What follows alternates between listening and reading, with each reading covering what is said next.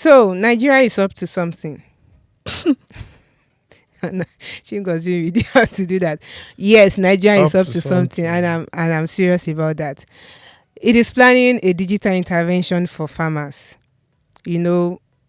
Citizens are in the mind of the government, and this time the government is planning to develop an app that will help farmers.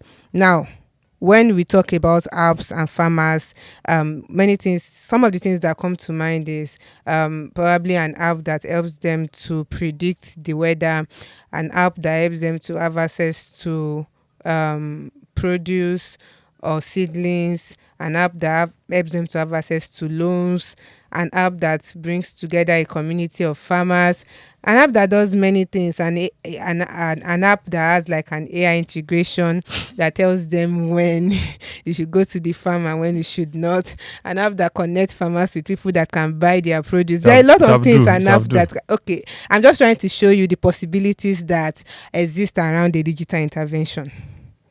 Okay. Now, Nigeria is up to something. Guys, please, I'm trying to be serious here. Nigeria is up to something, and it wants to create an app for farmers. Now, there are a lot of things around this because when situations like this happen, it's not new. It's not new because there are startups that have products like that. How many startups have apps for farmers? When you think of a problem, there are different ways you can approach the problem. So agri-tech platforms that probably offer prediction services to farmers. One shut it down recently, but that's not the news. There are agri-tech solutions that provide help farmers to have predictions about planting seasons, times when there will be pests in the for certain crops, and help them to make decisions. There are platforms like that. One shut down recently. That is I don't know whether I'm just trying to tell you that they have a way of addressing these problems. The Nigerian government wants to use an app. That is what I'm trying to say. Okay, so don't worry. Okay, finish your defense of the Nigerian I'm not trying to defend the solution. I'm not trying to defend the intervention. I'm just trying to tell you that there are different problems. Sorry, why are we calling this an intervention? That is what they call it. They call it a digital intervention. Okay, no, let's not major on the minor. Go ahead. Yes. Now, the problems exist. Now, the government approach is what we have problem with. What do we? And other citizens of Nigeria, right. We have problem with the approach because there are a lot of variables around it. So Chingos is going to tell us those variables. You finish, guys. You finish wait, no. You finish giving a defense of your government, and then I'm the one that's supposed to point out the. Okay, no, fine. I'm talking about the variables because we've established that innovations have a way of finding solutions to some issues, including the problems that farmers face. EUs. Okay. So EUs. Now, let's talk about the variables that surround it that are not filling people with confidence about how the government wants to approach this. Okay.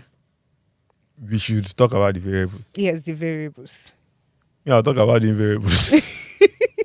Yeah, whichever one you want to address. My first question would be the same question that everybody is asking.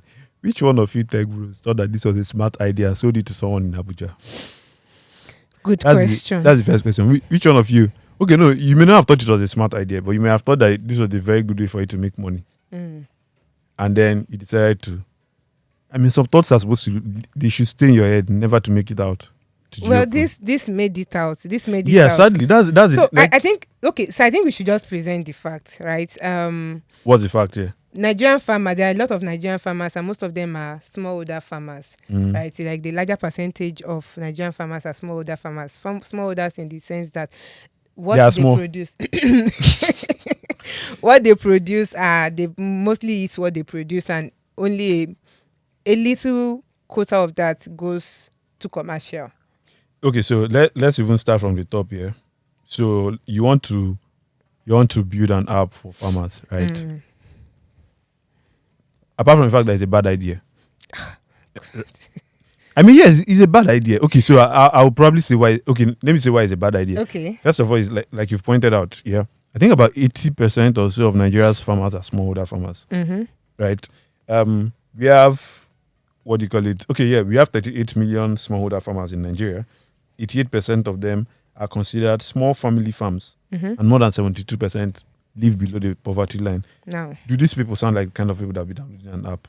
on their smartphones. So here's the thing: today, Or the do app they is have supposed to be smartphones? first of all, good Smartphone. question. Do they even have a smartphone? Because this is supposed to be an e-extension program, Mm. and basically, some of the services you mentioned that could be use cases Mhm. are like extension services. Yeah. I don't know if you grew up maybe close to certain local governments, or like I don't know what your childhood was like, but I know that like at some point in this country, every local government had an extension service, so you could get assistance, agricultural assistance, whether it was knowledge, tools, and all of that from the agricultural extension office. I don't know if those things still run. So I mean, basically, what they're trying to do now is move it online, but you want to do it with an app. And the thing is, this is going to end badly, assuming it has not ended badly. So I've already said why I think this doesn't make sense. Because first of all, we have bigger problems. I think this has become a team with every tech move that this government makes. We have bigger problems. I think it was last week that Able Minister was saying that we need, was it last week or 2 weeks ago? Able Minister was saying we need startups building solutions for, farming in a box. I'm not saying more than that, yeah, but You can find it on X. yeah, you can. Of course, you always find it on X. So yes, I think this is another bad idea that will fail. Whoever, yeah, it's going to fail. If it doesn't fail, we can do a bet. I'm just thinking of a typical day in the life of a smallholder farmer. You wake up and it's time to go to the farm. Then you bring out your smartphone. Then you check on Nigerian's farmers app. I already gave it a name. I said it here first. Then you look at it and you see weather forecast, and you look at who are the people that want to buy corn today. So I'm just thinking, like, what's the use of this thing to someone whose farm probably makes like 100,000 naira a month? So yes, that is it. I think, or even less. So it's not as if there are no startups solving these problems, but they solve it a different way, right? They have the intelligence. They find out this information, then they reach out to farmers' community. Why are you trying to make a case for your government? I'm not making a case for. I'm trying to say that if they want to come with this intervention, there is a proper way they should have gone about it. Can we not call it intervention? Digital intervention. Can we not call it intervention? It feels like they're doing something good. They intended. It's the thought that matters. The lie. Which thought? No, the thought that matters counts in your relationships, not in politics. Which sadly, this is what. Anyways, what I'm trying to say is that I'm trying to talk about the way it works for startups. A few years ago, I featured a South African startup, Etiki, and it's an artificial intelligence startup that helps farmers to make predictions, right, on what crops to plant in what season, how to protect their crops from pests at certain seasons. And the way it works is, in fact, these startups, they serve farmers communities. They do not serve like B2C. They don't do B2C. They don't use focus. App? They don't use apps. That's my own. Yes, I'm providing alternatives to the apps. I'm talking about alternatives to the apps. Okay. Right. So you can go ahead and build this intelligence or whatever tool you want to build, and then reach out to farmer communities with the intelligence you get from it to help them pass it across to individual farmers and help them make their decisions. Right. Yes. I don't know why, but I just feel that. No, the only reason I'm laughing is I just remember who is building for this. Yes, if you don't get that reference, go and look for it on X. You asked that question and just barely 2 weeks later, someone responds. Now, God knows this is not the kind of innovation you need to be seeing. Right, and then coupled with the startups building something that they're more agile, they can do things on the go, but coupled with the bureaucracies that come with government solutions, like if there's a bug and there are a lot of things to consider here. I'm sorry, listeners. This particular series was supposed to just be us laughing at the Nigerian government because, man, this is just the latest in the long list of. I think I should write an article like just a list of all the bad ideas that Yes, this present, all the bad tech ideas this yes, in the present last government 1 has. year. It will In be the a last, very. It's most because the likely list going will to be be. long, so we have to reduce it to the last 1 year. To listen to the full episode of this podcast, visit podcast.techpoint.africa or search for Techpoint Africa Podcast on your favorite podcast platforms.